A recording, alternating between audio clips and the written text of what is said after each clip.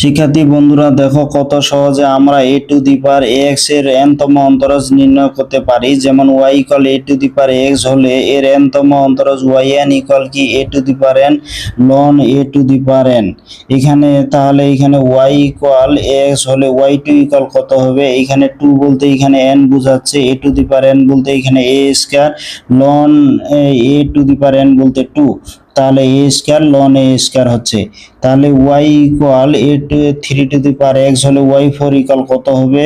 তাহলে এই 3 বলতে এটা a বোঝাচ্ছে, আর এখানে 4 বলতে n বোঝাচ্ছে। a to the power n বলতে 3 to the power 4, 3 to the পাওয়ার 4 এখানে ln a টু দি পাওয়ার 4, এখানে n বলতে এখানে 4, তাহলে 81 ln a টু দি পাওয়ার 4।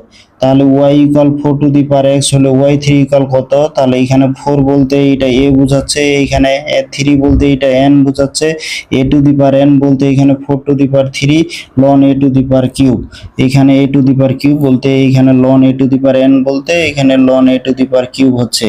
তাহলে এটা হিসাব করে যা হবে তোমরা কমেন্টে জানিয়ে দিবে। আর এখানে y equal 5 two the power x হলে y4 ইকুয়াল কত হবে? এটাও তোমরা কমেন্টে জানিয়ে দেবে। আর শিক্ষার্থী বন্ধুরা এরকম শিক্ষণীয় ভিডিও পেতে অবশ্যই ইউটিউব চ্যানেলটি তোমরা সাবস্ক্রাইব করে দেবে।